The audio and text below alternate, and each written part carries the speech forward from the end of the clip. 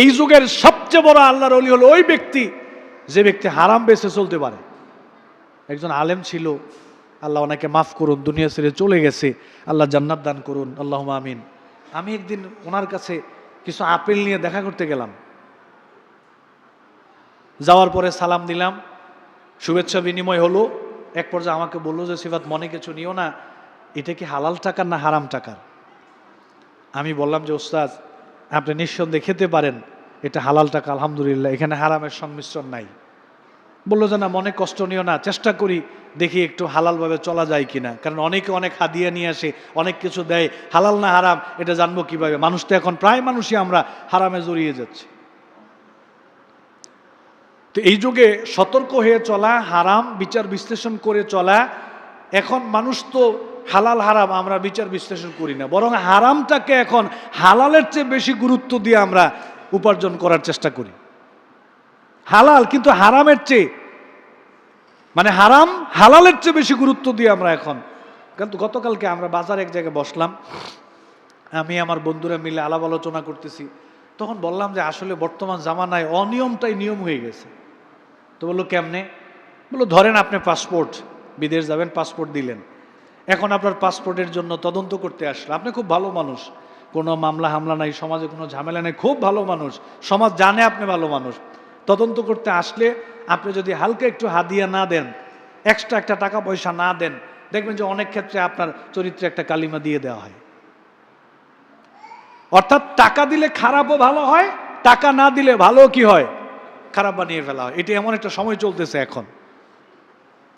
তবে সবাইকে আমি খারাপ বলছি না, ভালো মানুষ আছে, আলহামদুলিল্লাহ, অনেক ভালো মানুষ আছে, সৎভাবে চলার চেষ্টা করেন। এই জন্য আপনাকে আমাকে খেয়াল রাখতে হবে, হারাম থেকে বেঁচে থাকা, সুদের লেনদেন না করা, ঘুষের লেনদেন না করা, হ্যাঁ, বিচার আচার করে টাকা পয়সা না খাওয়া, এই অন্যায়ভাবে টাকা ইনকাম না করা, এগুলো থেকে বেঁচে থেকে হালাল পন্থায় চলার জন্য আপনাকে আমাকে সবাইকে চেষ্টা করতে হবে। আরেকটা গুরুত্বপূর্ণ জিনিস, এটা আমি বলি সবচেয়ে গুরুত্বপূর্ণ, অন্যতম একটা গুরুত্বপূর্ণ জিনিস, সেটা হলো কি?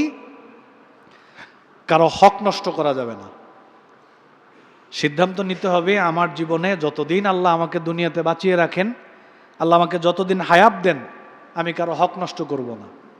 বোনের হক সুন্দর মতো বোনকে ফিরিয়ে দিব, ভাইয়ের হক সুন্দর মতো ভাইকে ফিরিয়ে দেব, আমার ভাই ভাতিজা ভাগিনা যারা আছে যাদের হক সুন্দর মতো ফিরিয়ে দিব। কারো হক আমি নষ্ট করব না, দুর্বলদের হক আমি নষ্ট করব না, আমার বিরোধী দল তার হক আমি নষ্ট করব না, কারো উপরে জুলুম করব না, অন্যায়ভাবে আমি কারো হক নষ্ট করব না। একটা সিদ্ধান্ত মুমিন জীবনের জন্য অত্যন্ত গুরুত্বপূর্ণ একটা জায়গা। বিশেষ করে বর্তমান জামানায় একটু সুযোগ পাইলেই তো আমরা হক নষ্ট করে দেই, একটু সুযোগ পাইলেই তো দুর্বলদের উপরে চড়াও হয়ে যাই, একটু সুযোগ পাইলেই তো সরকারি সম্পদটাকে নষ্ট করে ফেলি, একটু সুযোগ পাইলেই।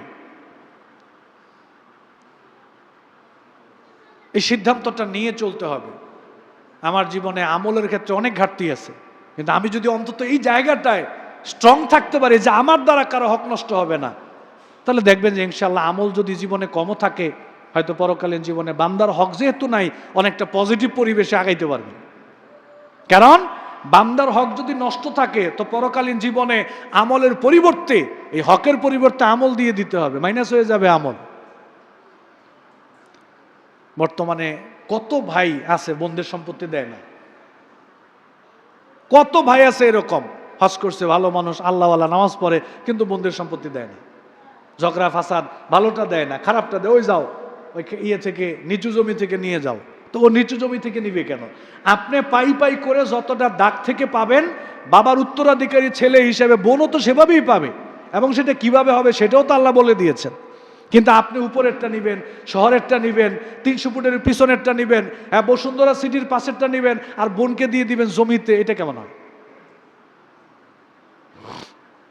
এগুলো জুলুম, হক নষ্ট করা।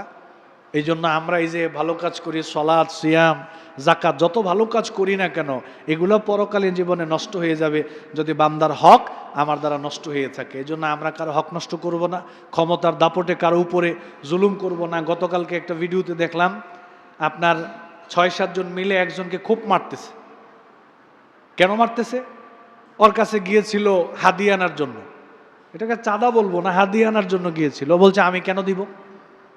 আমি আমার কাজ করি, আমি তাকে দেবো কেন? এই কথা কেন বলল? 6-7 জন ধরে এনে আচ্ছা তাহলে ভিডিওটা দেখে খুব মায়া লাগলো, খুব মারলো তাকে। এরকম হবে কেন? এইটা হবে কেন? মানুষের হাতে ক্ষমতা আসবে, ক্ষমতার সঠিক প্রয়োগ করবে, সমাজ সুন্দরভাবে চালাবে। একজন মানুষের চলার জন্য কত টাকা লাগে ভাই? অন্যায়ভাবে কেন আপনি তার থেকে টাকা নেবেন? কেন আপনি তাকে মারধর করে তার থেকে টাকা নিতে হবে? কেন? দরকারটা কি? আল্লাহ আপনাকে কম দিয়েছেন, হাত দিয়েছেন, পা দিয়েছেন, পরিবার দিয়েছেন, আপনি উপার্জন করে খাবেন, হালাল উপার্জন করবেন। কেন আপনাকে আবার চাঁদাবাজি করতে হবে? কেন তার উপরে জোর জুলুম করে তার থেকে টাকা নিয়ে এই টাকা আপনার বাচ্চাকে কেন খাওয়াবেন? কেন আপনার স্ত্রীর হাতে লোকমা তুলে দিতে হবে এই টাকার? এগুলো অভিশাপ, জীবন ধ্বংস হয়ে যাবে। এই পৃথিবীতে কোনো মানুষ মানুষের উপরে জুলুম করে টিকতে পারে নাই।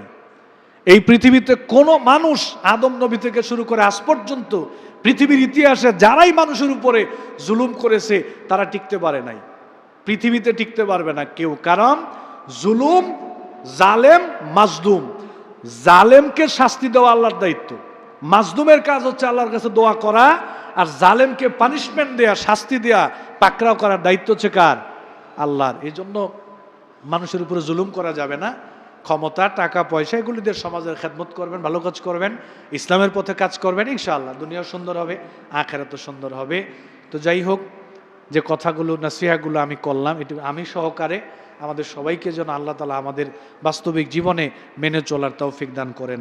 আমিন। ওয়া আখিরু দাওয়ানা আলহামদুলিল্লাহি রাব্বিল আলামিন।